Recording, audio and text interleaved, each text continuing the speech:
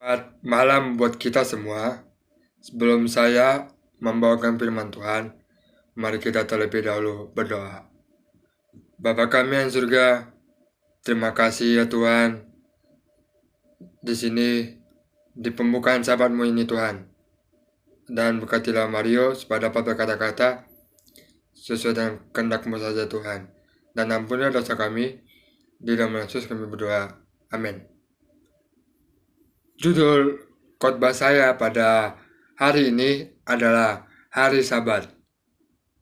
Apa yang dimaksud dengan hari Sabat?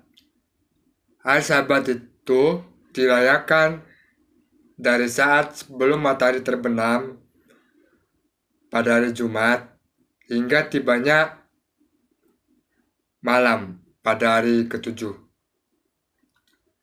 Mengapa hukum tentang hari Sabat tidak berlaku bagi orang Kristen?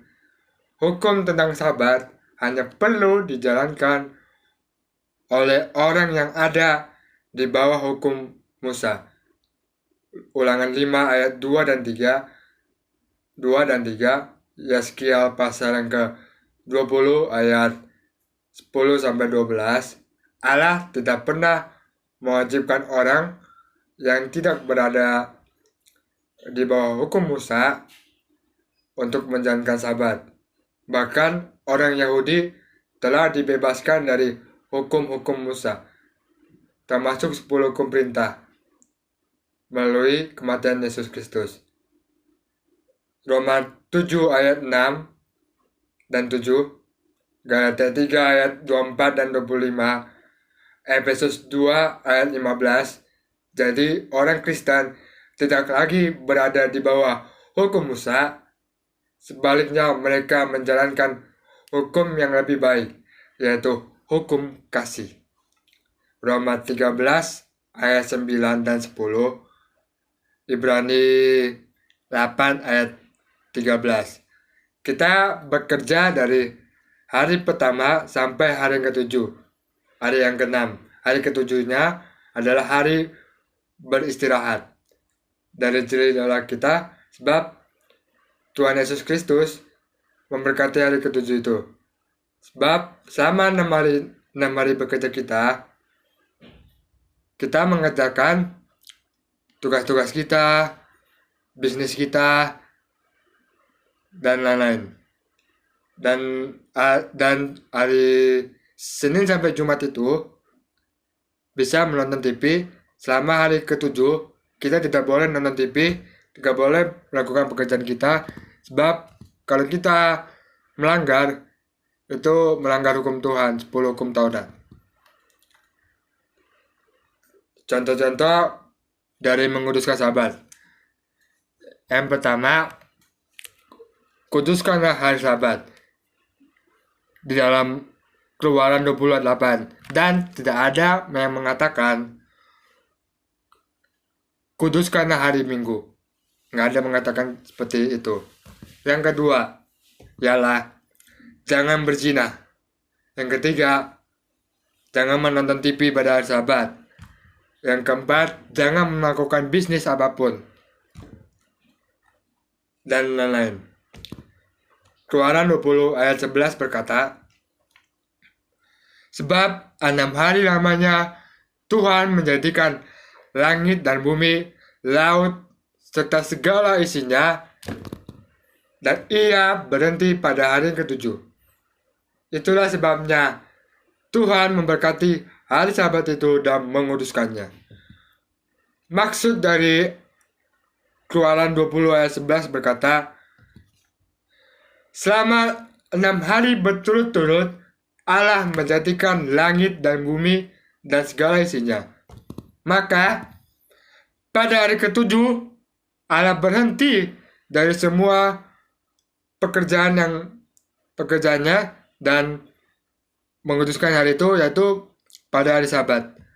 Pada hari itu Allah menjelaskan apa yang dilakukannya pada hari ketujuh penciptaan.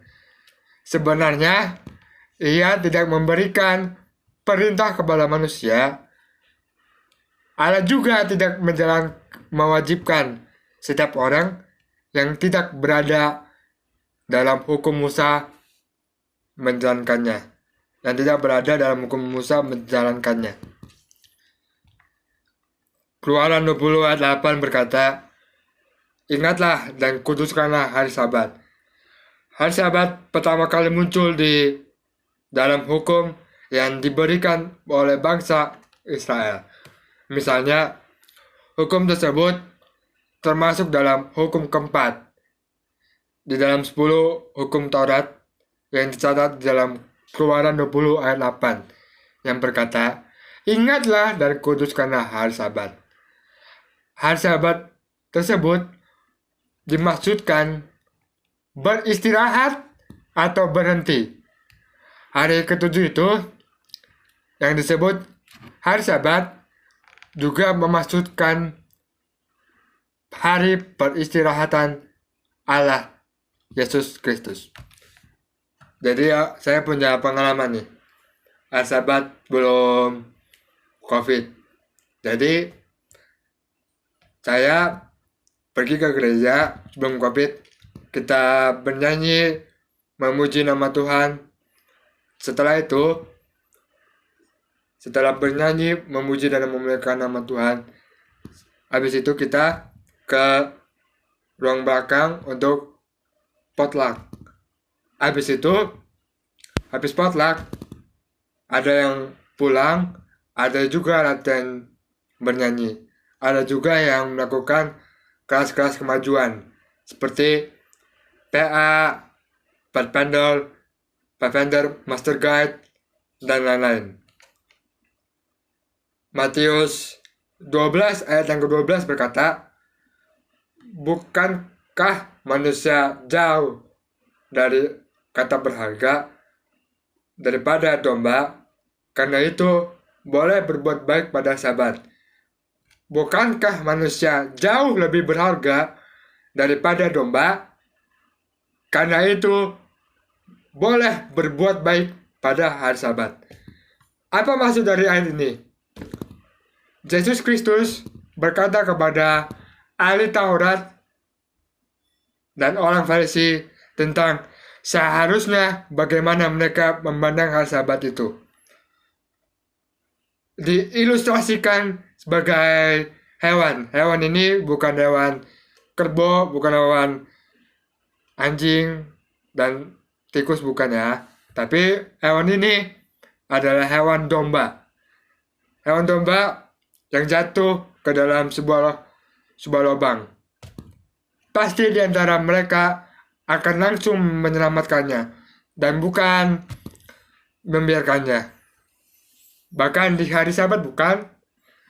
Karena pada waktu itu domba diibaratkan, dianggap seperti sebuah investasi keuangan.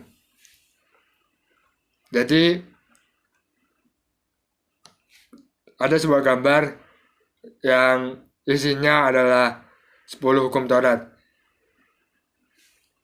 Yang pertama, terang, cakrawala, tumbuh-tumbuhan, benda penerang, dan lain-lain. Apa yang dilakukan oleh Yesus Kristus pada hari Sabat?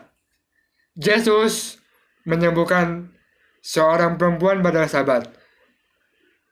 Adalah salah satu mukjizat dari Yesus Kristus dalam Injil. Di dalam Lukas 13 ayat 10-17. Perempuan itu dirasuki roh selama 18 tahun sehingga menjadi bungkuk. Nah, mengapa Tuhan mau menyembuhkan seorang Bartimeus? Kita harus mampu seperti Bartimeus, yang dimana ia seorang yang buta saja dapat merasakan kehadiran anak Allah, yaitu Yesus, dengan mendengarkan berita bahwa Yesus ada di sekitarnya, sehingga ia memohon kepada Yesus untuk menyembuhkannya guna untuk melihat dunia. Apa itu tahun Sabat dan tahun Yobel? Tahun Yobel dirayakan satu kali dalam setiap 50 tahun. Umat Israel itu menjadikan perayaan ini sebagai puncak dari sebuah siklus 7 kali Sabat, karena satu Sabat sama dengan 7 tahun. Maka 7 tahun Sabat berjumlah 49 tahun. Ada sebuah ilustrasi mengenai hal Sabat. Sebelum kita menikmati namanya WFH disebabkan oleh pandemi COVID, kita datang ke gereja untuk memuji dan memuliakan nama Tuhan. Dan pas khotbah di gereja, ada yang serius mendengarkan Tuhan, ada yang enggak. Ada yang bermain gadget, ada yang pura-pura tidur, dan ada juga yang tidur pada saat mendengarkan khotbah yang dibawakan oleh pendeta itu. Kenapa Yesus selalu menggunakan sebuah perumpamaan? Contoh perumpamaannya gini. Perumpamaan tentang biji sesawi di dalam pengajarannya, agar para murid lebih mudah, lebih cermat, lebih paham apa yang diajarkan Tuhan Yesus dan apa tujuan dari khotbah Yesus Kristus. Ini adalah contoh orang lagi tidur pada hari Sabat. Saya peragakan ya. Contoh orang lagi tidur pada hari Sabat, pada saat di gereja.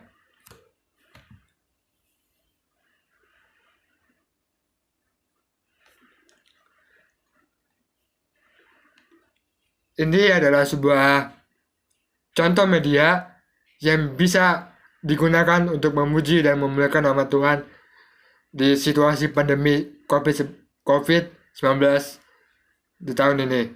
Adalah aplikasi Zoom, di mana lewat aplikasi Zoom ini kita bisa beribadah, berbakti kepada Tuhan Yesus Kristus.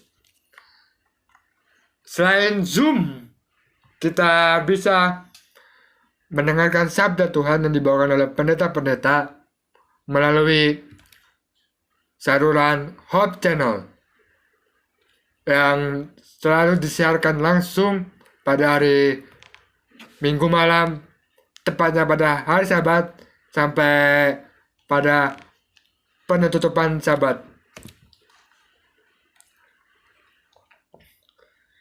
Kita masuk kepada sejarah Sabat.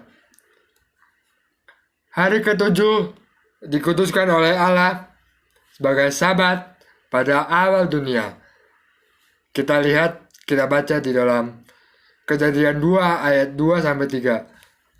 Sejak zaman dahulu, tradisi dari hari ke-7 yang sebuah sakral telah dipelihara di antara berbagai bangsa di bumi. Allah memperbarui sebuah perintah mengenai hari ini kepada bangsa Israel dengan berfirman, "Ingatlah dan kuduskanlah hari Sabat," di dalam Keluaran 20 ayat 8. Dan bukan, "Ingatlah dan kuduskanlah hari Minggu." Itu tidak ada. Menguduskan hari Sabat juga merupakan sebuah tanda bagi orang Israel adalah umat perjanjiannya. Di dalam Lukas 31 ayat yang ke-12 sampai 13, dalam Keluaran 31 ayat 16, Yesaya 56 ayat 1 sampai 8, Yeremia 17 ayat 19 sampai 27. Keluaran 31 ayat 12 sampai 13, Keluaran 31 ayat 16, Yesaya 56 ayat 1 sampai 8, Jeremia 17 ayat 19 sampai 27. Sekarang kita berada di musibah COVID-19 yang merenggut banyak korban. Dan di rumah sakit yang menangani pasien COVID-19 ini sudah terisi penuh oleh pasien-pasien yang COVID yang positif sekalipun. Sebelum adanya pandemi COVID ini, kita berbakti di gereja, bernyanyi, berdoa, mendengarkan firman Tuhan mendengarkan firman Tuhan Yesus Kristus. Sekarang musibah COVID-19 ini sedang melanda di Indonesia. Gereja-gereja sekarang sudah tutup, program-program gereja pada ditunda. Ada juga program-program gereja yang dilaksanakan secara online, bukan offline, untuk melaksanakan program-program gereja kita. Kita sebagai umat Kristen bisa beribadah lewat situasi pandemi sekarang ini. Kita bisa beribadah lewat Zoom dan Google Meet. Kenapa orang Advent tidak meminum kopi? Di dalam 1 Korintus 6 ayat 19 berkata, menyatakan bahwa tubuhmu adalah bait Roh Kudus yang diam di dalam kamu. Jadi tidak baik apabila merusak tubuh. Merusak tubuh itu adalah merusak bait Roh Kudus dengan memasukkan makanan yang tidak sehat atau merusak tubuh. Jadi merusak tubuh ini contohnya kayak kita sebagai umat Kristen masih dari ketujuh, kita nggak boleh merokok, nggak boleh minum minuman alkohol dan sebagainya, karena itu sudah dilarang oleh Yesus Kristus. Di dalam Lukas 13 ayat yang ke-10 berkata, pada suatu kali Yesus sedang mengajar dalam salah satu rumah ibadat pada hari Sabat. Pada hari Sabat, Yesus tetap mengajar dalam suatu rumah ibadat. Dalam hal ini, hari Sabat sendiri bukan memaksudkan tidak berbuat apapun atau tidak boleh bekerja, bahkan pekerjaan ringan sekalipun. Yesus tetap melakukan pengajaran bahkan di rumah-rumah ibadat. Di rumah-rumah ibadat itu artinya adalah sebuah gereja. Di dalam Yohanes 5 ayat 16 berkata, dan karena itu orang-orang Yahudi berusaha menganiaya Yesus karena ia melakukan hal-hal itu pada hari Sabat. Apa maksud dari Yohanes 5 ayat 16 itu berkata, Yesus merayakan hari Sabat. Meskipun demikian, ia melakukan hal-hal pada hari Sabat karena memandang semua itu dari sudut pandang Kristen Allah. Sudut pandang Allah sendiri. Ia lebih berbelas kasihan kepada mereka yang tertekan dan membutuhkan pertolongan. Sifat kasih lebih unggul daripada hukum lainnya yang ada di dunia. Jangan menganggap hari Sabat itu merupakan hari yang sangat tidak bagus. Mengapa tidak bagus? Karena kita tiba pada hari ke-7 itu, hari Sabat itu merupakan hari yang dimana untuk kita beribadah kepada Tuhan, memuji dan memuliakan namanya. Dan hari Sabat itu merupakan suatu hari kenikmatan buat kita. Di dalam Kolose 2 ayat 13 dan 14 berkata, kamu juga meskipun dahulu mati oleh pelanggaranmu dan oleh karena tidak disunat secara lahir dia, telah dihidupkan Allah bersama-sama dengan dia sesudah ia mengampuni segala pelanggaran kita dan menghapuskan surat hutang yang oleh ketentuan-ketentuan hukum mendakwa dan mengancam kita, dan itu ditiadakannya dengan memakukannya pada kayu salib. Seperti halnya Yesus Kristus yang juga merayakan hari Sabat, karena Yesus ini adalah orang Yahudi. Ia memiliki sebuah kewajiban untuk menaati hukum Musa sejak ia dilahirkan. Di mana Yesus dilahirkan? Di Bethlehem, di Yehuda. Namun dari Kolose 2 ayat 13 dan 14 berkata, diberitahu bahwa Yesus mati untuk menebus dosa kita. Maka perjanjian hukum Musa, termasuk hukum Sabat, sudah tidak berlaku lagi karena sudah digantikan dengan hukum Allah, hukum kasih dari Allah. Allah itu adalah Yesus Kristus. Jadi ada lagu yang mengatakan di dalam 347, ingat hari Sabat. Ingat hari Sabat. Hari Sabat itu adalah hari yang sangat spesial banget. Hari Sabat adalah sebuah hari yang dikuduskan bagi Tuhan.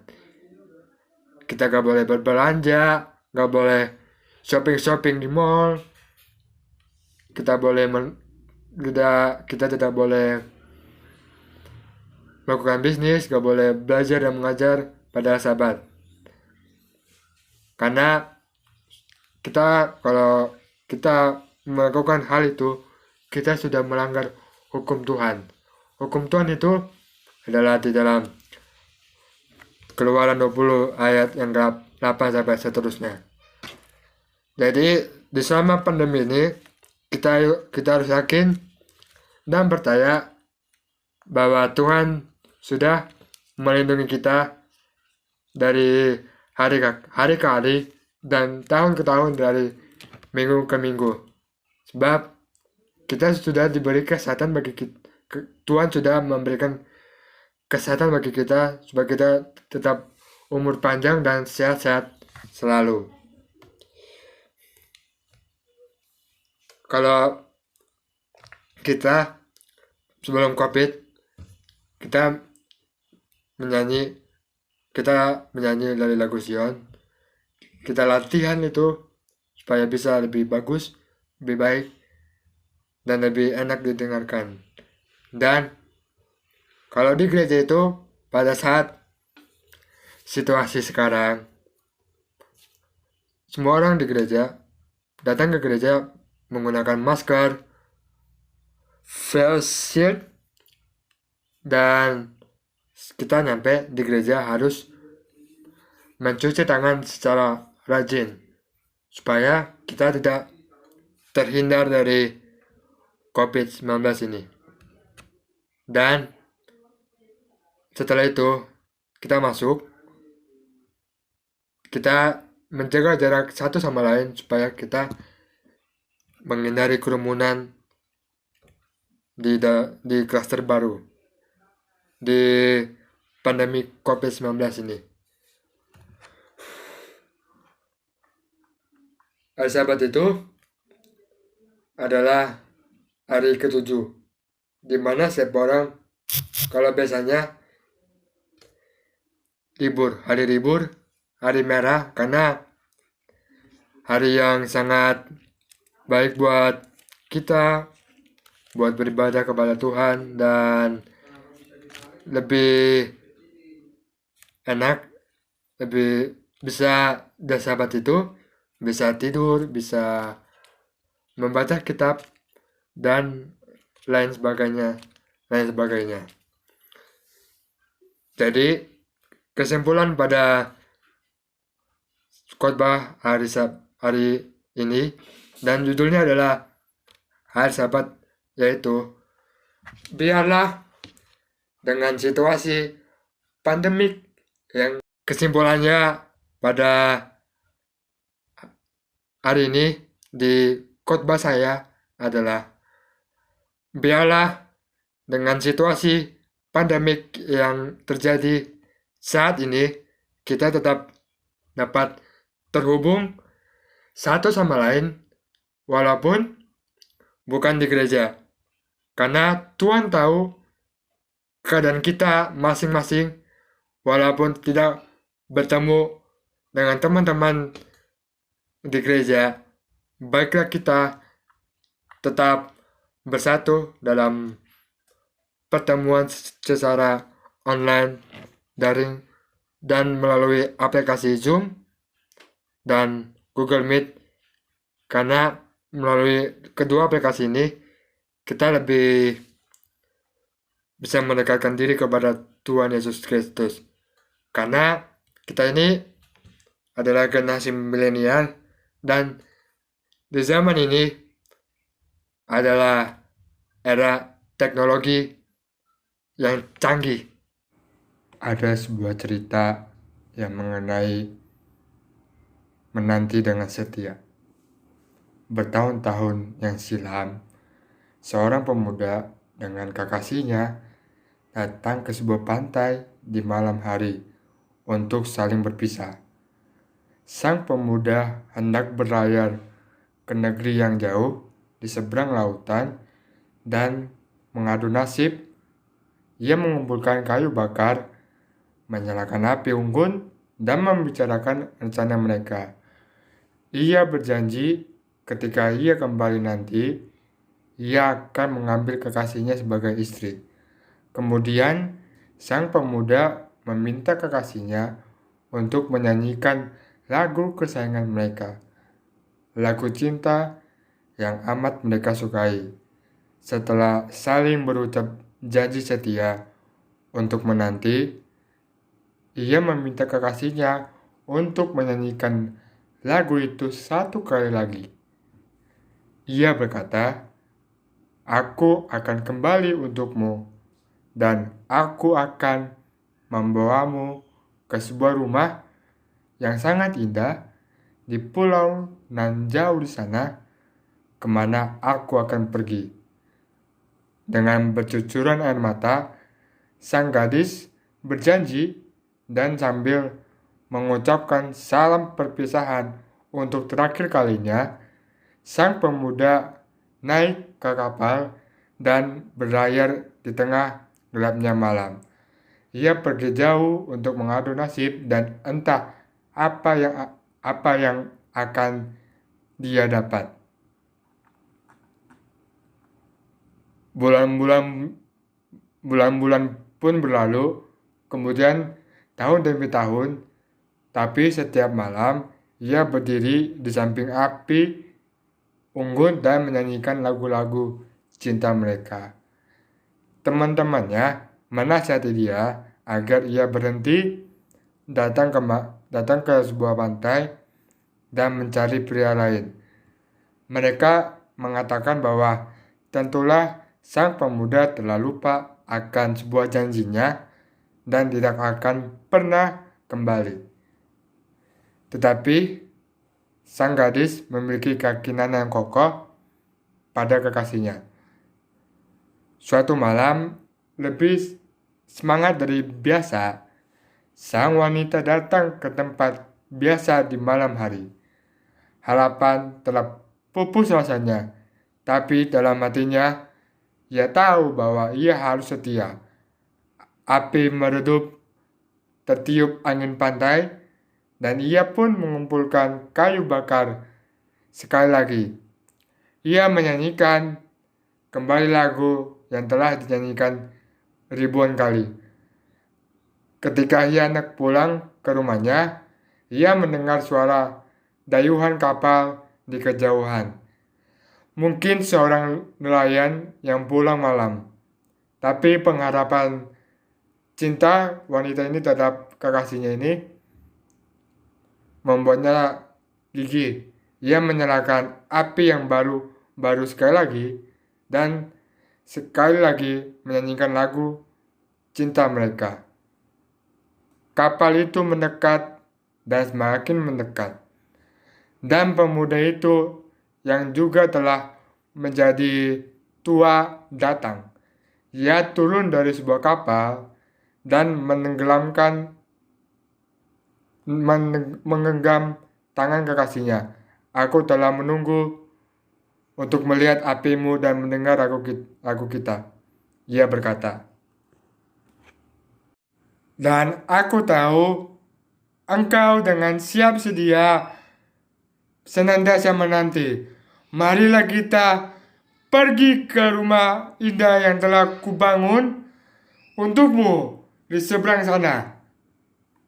Sebagai orang Kristen, kita juga sedang menantikan kekasih kita. Dalam penantian itu dibutuhkan lebih dari sekadar penantian pasif, yaitu sebuah kesiapsediaan. Untuk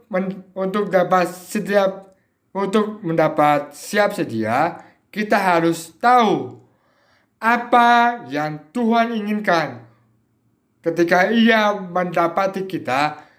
Demi mengetahuinya, kita harus mengenal Dia. Ayat terdapatnya di dalam Matius 24 ayat 42. Karena itu, berjaga-jagalah, sebab kamu tidak tahu pada hari mana Tuhanmu datang. Tuhan Yesus memberkati kita. Amin.